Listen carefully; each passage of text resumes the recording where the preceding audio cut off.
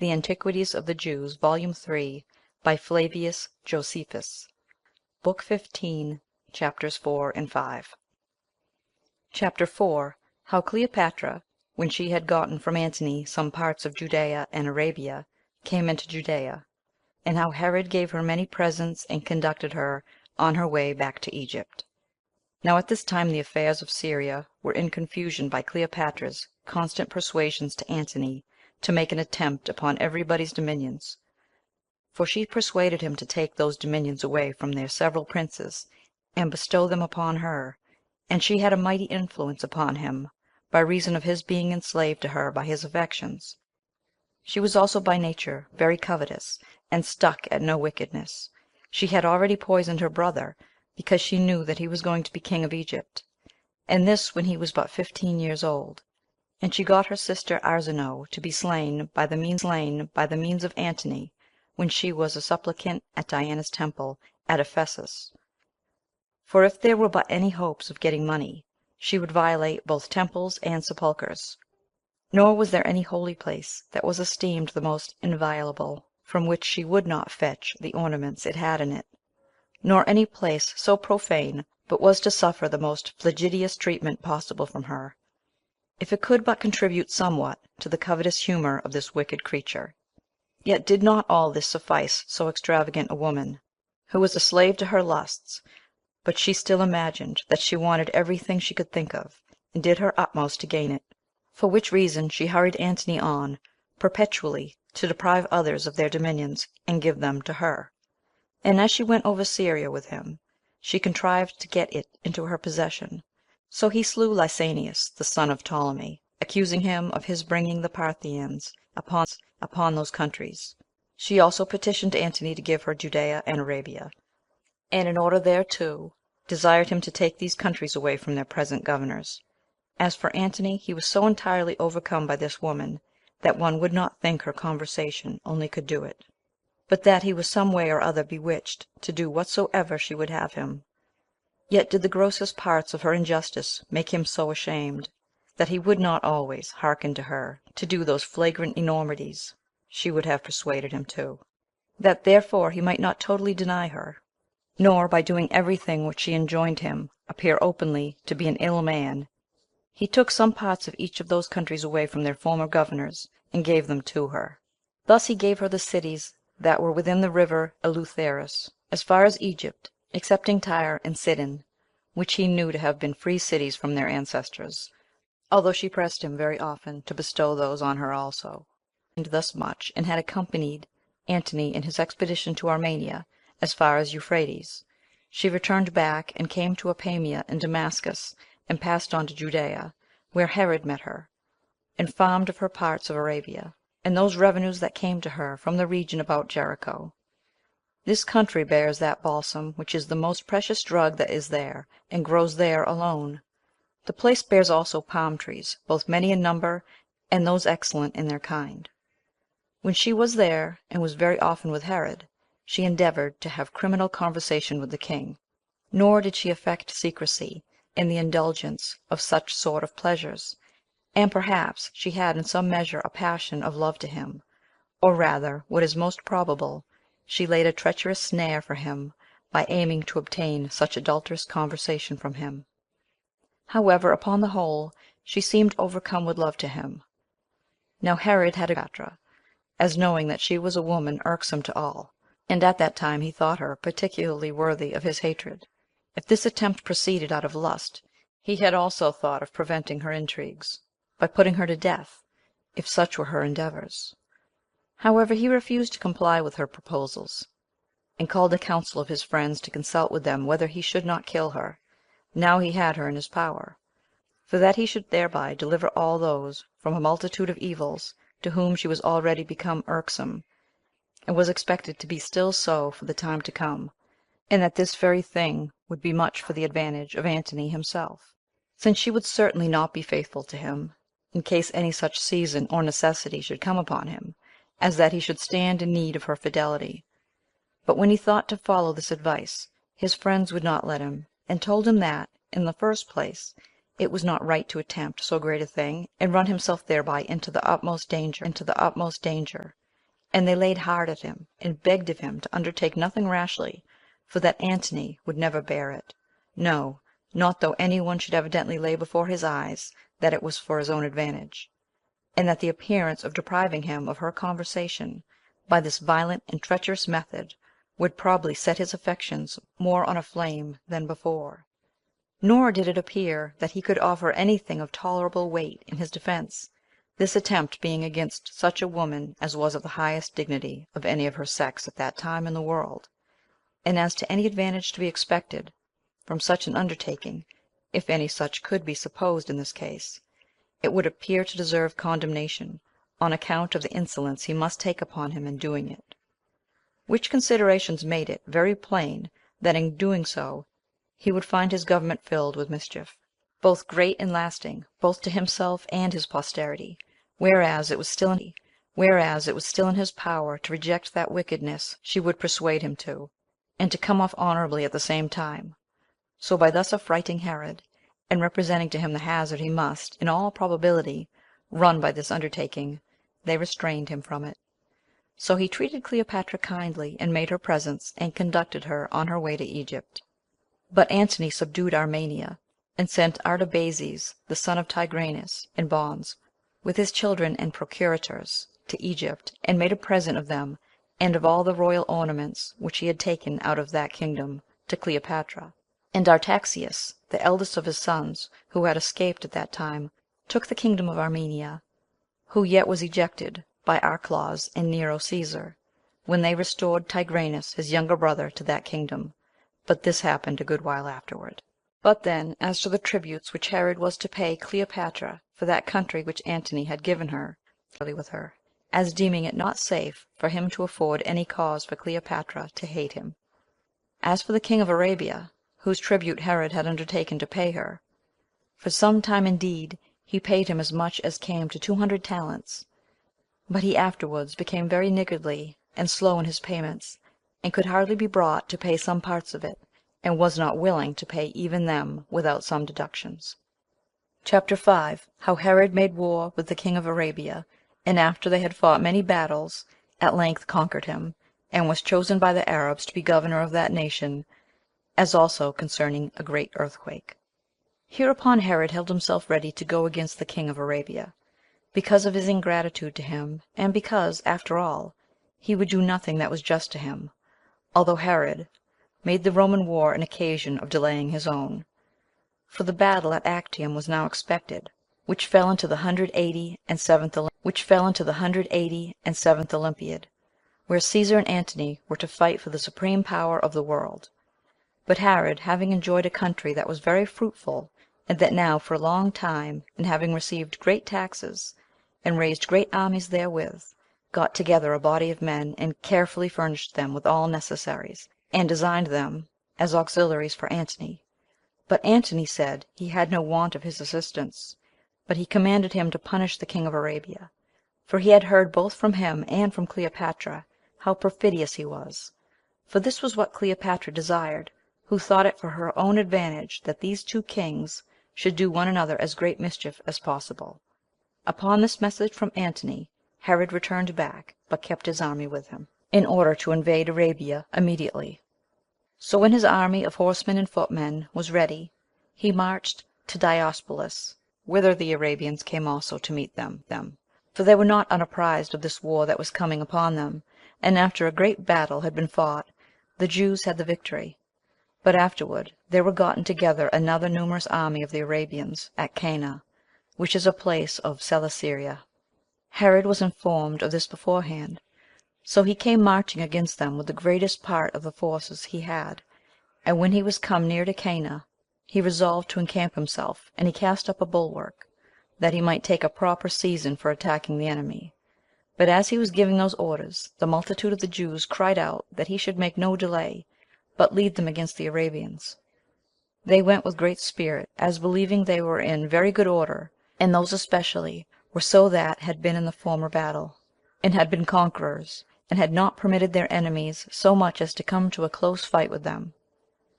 And when they were so tumultuous, and showed such great alacrity, the king resolved to make use of that zeal the multitude then exhibited.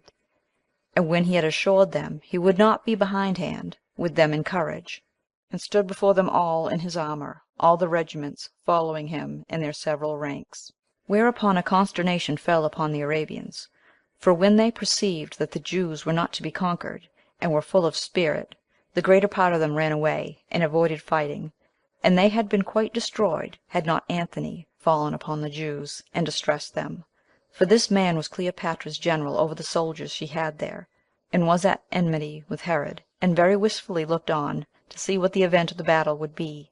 He had also resolved that in case the Arabians did anything that was brave and successful, he would lie still, but in case they were beaten, as it really happened, he would attack the Jews with those forces he had of his own, and with those that the country had gotten together for him. So he fell upon the Jews unexpectedly, when they were fatigued, a great slaughter of them.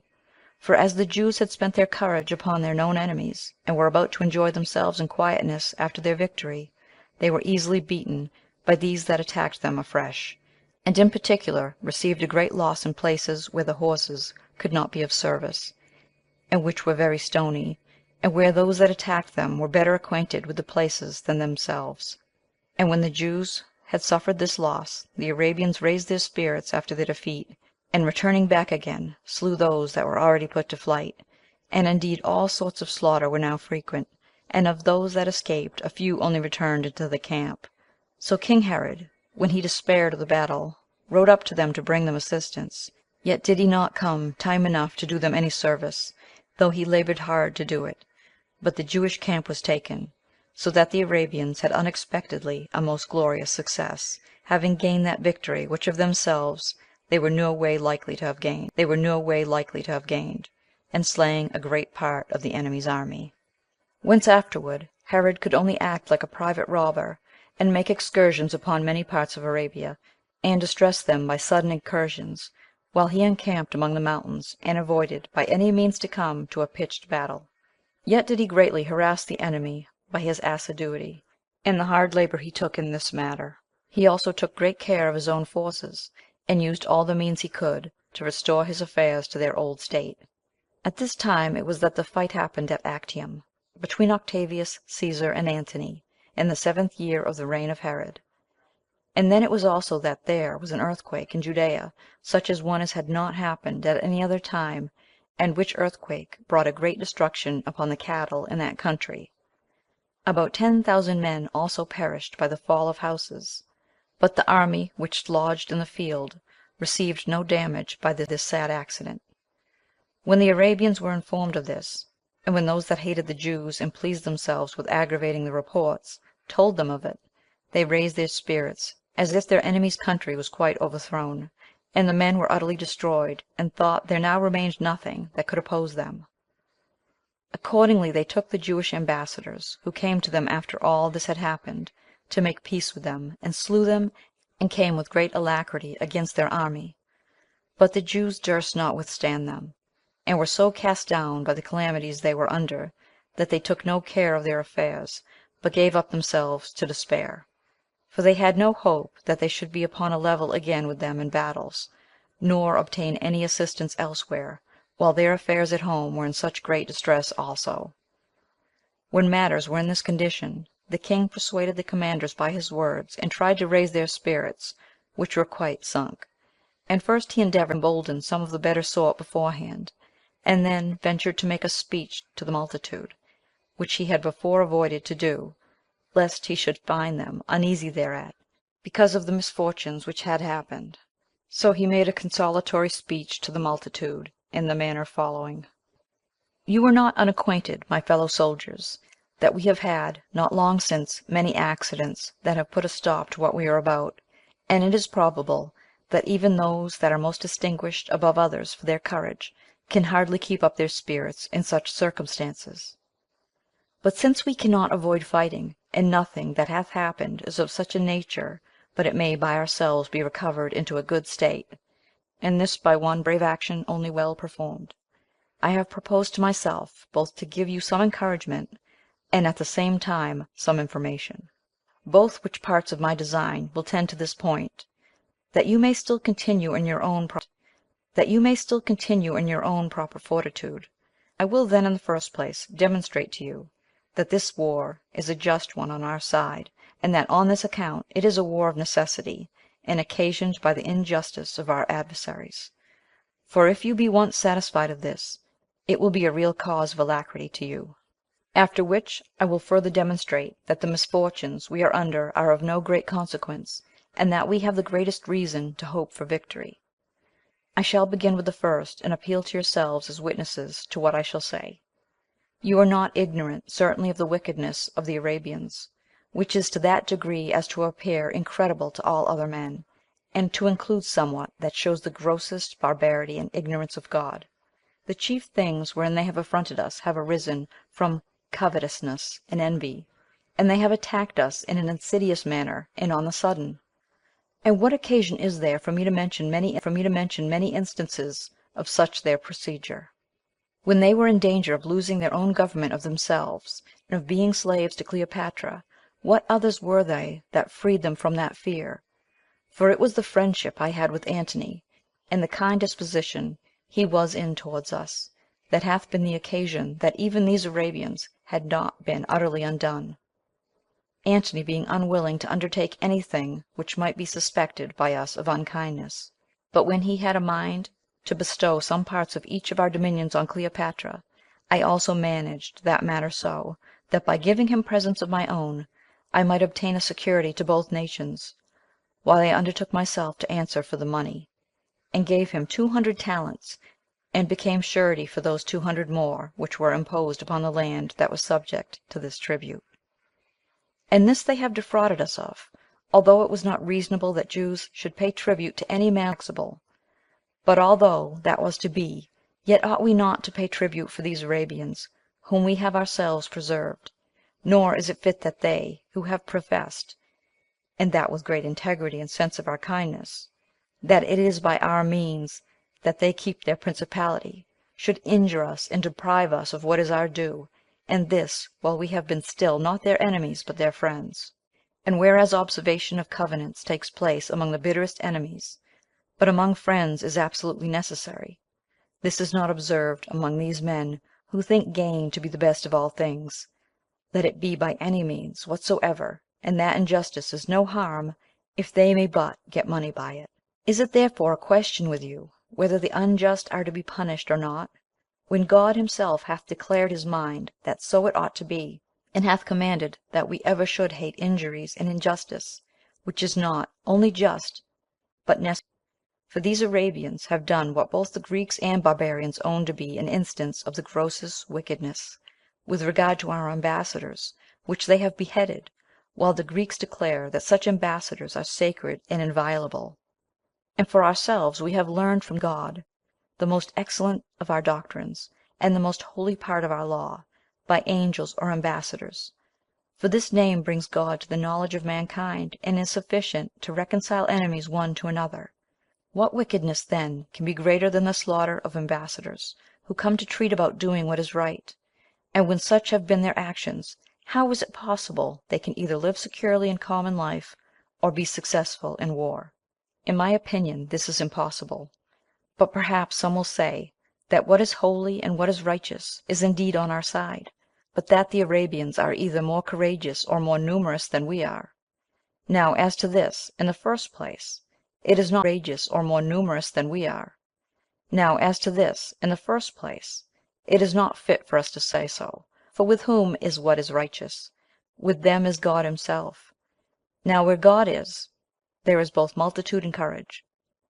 But to examine our own circumstances a little, we were conquerors in the first battle,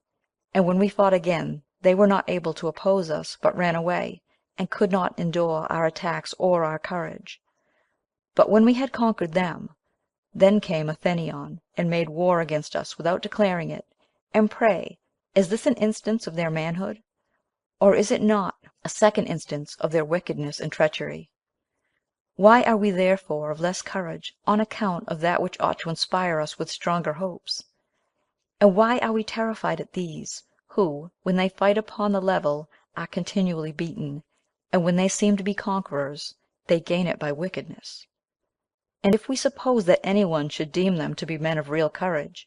will not he be excited by that very consideration to do his utmost against them? For true valor is not shown by fighting against weak persons, but in being able to overcome the most hardy.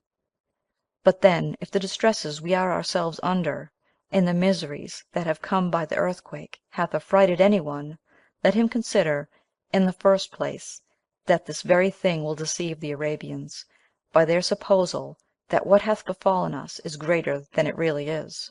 Moreover, it is not right that the same thing that emboldens them should discourage us; for these men, you see, do not derive their alacrity from any advantageous virtue of their own, but from their hope, as to us, that we are quite cast down by our own misfortunes. But when we boldly march against them, we shall soon pull down their insolent conceit of themselves, and shall gain this by attacking them, that they will not so great, nor is what hath happened all indication of the anger of God against us, as some imagine. For such things are accidental, and adversities that come in the usual course of things; and if we allow that this was done by the will of God, we must allow that it is now over by his will also, and that he is satisfied with what hath already happened. For had he been willing to afflict us still more thereby, he had not changed his mind so soon. And as for the war we are engaged in, he hath himself demonstrated that he is willing it should go on, and that he knows it to be a just war; for while some of the people in the country have perished, all you who were in arms have suffered nothing, but are all preserved alive; whereby God makes it plain to us, that if you had universally, with your children and wives, been in the army, it had come to pass that you had not undergone any thing that would have much hurt you. Consider these things, and what is more than all the rest, that you have God at all times for your protector, and prosecute these men with a just bravery, who, in point of friendship, are unjust, in their battles perfidious, towards ambassadors impious, and always inferior to you in valor. When the Jews heard this speech, they were much raised in their minds, and more disposed to fight than before. So Herod, when he had offered the sacrifices appointed by the law, made haste and took them, and led them against the Arabians; and in order to that passed over Jordan, and pitched his camp near to that of the enemy. He also thought fit to seize upon a certain castle that lay in the midst of them, as hoping it would be for his advantage, and would the sooner produce a battle, and that if there were occasion for delay, he should by it have his camp fortified. And as the Arabians had the same intentions upon that place, a contest arose about it. At first they were but skirmishes, after which there came more soldiers, and it proved a sort of fight, and some fell on both sides, till those of the Arabian side were beaten and retreated. This was no small encouragement to the Jews immediately; and when Herod observed that the enemy's army was disposed to any thing rather than to come to an engagement, he ventured boldly to attempt the bulwark itself, and to pull it to pieces, and so to get nearer to their camp in order to fight them. For when they were forced out of their trenches, they went out in disorder, and had not the least alacrity, or hope of victory; yet did they fight hand to hand, because they were more in number than the Jews, and because they were in such a disposition of war, that they were under a necessity of coming on boldly. So they came to a terrible battle, while not a few fell on each side. However, at length the Arabians fled, and so great a slaughter was made upon their being routed, they were not only killed by their enemies, but became the authors of their own deaths also, and were trodden down by the multitude, and the great current of people in disorder, and were destroyed by their own armor. So 5,000 men lay dead upon the spot, while the rest of the multitude soon ran within the bulwark for safety, but had no firm hope of safety, by reason of their want of necessaries, and especially of water. The Jews pursued them, but could not get in with them, but sat around the bulwark, and watched any assistance that would get in to them, and prevented any there that had a mind to it from running away. When the Arabians were in these circumstances, they sent ambassadors to Herod, in the first place to propose terms of accommodation, and after that to offer him, so pressing was their thirst upon them, to undergo whatsoever he pleased, if he would free them from their present distress. But he would admit of no ambassadors, of no price of redemption, and those unjust actions which they had been guilty of towards his nation. So they were necessitated by other motives, and particularly by their thirst, to come out and deliver themselves up to him, to be carried away captives; and in 5 days' time the number of 4,000 were taken prisoners, while all the rest resolved to make a sally upon their enemies, and to fight it out with them, choosing rather, if so it must be, to die therein, than to perish gradually and ingloriously. When they had taken this resolution, they came out of their trenches, but could no way sustain the fight, being too much disabled, both in mind and body, and having not room to exert themselves, and thought it an advantage to be killed, and a misery to survive. So at the first onset there fell about 7,000 of them; after which stroke they let all the courage they had put on before the fall, and stood amazed at Herod's warlike spirit under his own calamities. So for